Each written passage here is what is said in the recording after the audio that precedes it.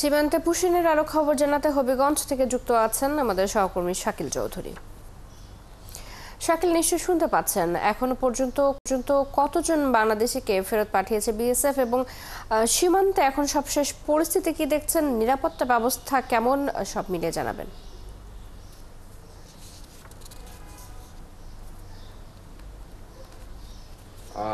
ধন্যবাদ চৈতি।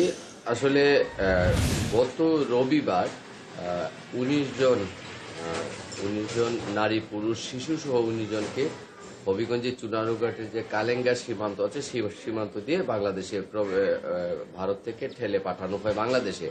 এবং রবিবার পুরো রাত তারা কিন্তু ভারতের সীমানায় যে ১৯ জন বাংলাদেশি এই যাদেরকে বাংলাদেশে পাঠানো হয়েছে তারা সেখানেই ছিলেন।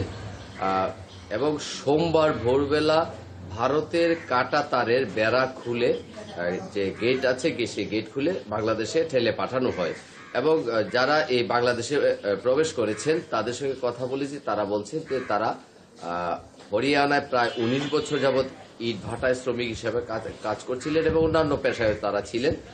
এবং তাদেরকে সেখান থেকে চোখ বেঁধে প্লেনে করে নিয়ে আসা হয়েছে কোনো একটি অজ্ঞাত স্থানে এবং সেখানে এসে তাদেরকে এই হবিগঞ্জের চুনারুঘাট সীমান্ত দিয়ে বাংলাদেশে ঠেলে পাঠানো হয়। এবং ইতিমধ্যে কিন্তু যে সীমান্ত রয়েছে সেই সীমান্তের মধ্যে কিন্তু বিজিবি টহল জোরদার করেছে এবং হবিগঞ্জের যে অংশগুলো রয়েছে সব জায়গায় বিজিবিতে কঠোর নজরদারি বাড়িয়েছে।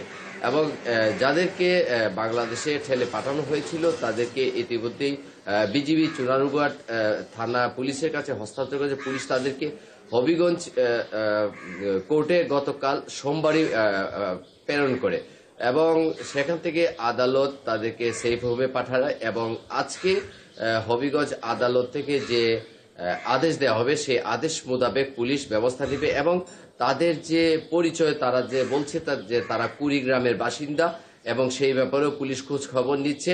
এবং অন্যান্য যে যারা অন্য কেউ যাতে ভারতীয় কোনো অন্য বা ওই দিক থেকে অন্য কেউ যাতে প্রবেশ না করতে পারে সেই দিকে বিজিবি কঠোর নজরদারি রেখেছে। চৈতি। শাকিল, ধন্যবাদ আপনাকে। সীমান্তে পুশিনের খবর জানাতে আমাদের সাথে হবিগঞ্জ থেকে যুক্ত ছিলেন সহকর্মী শাকিল চৌধুরী।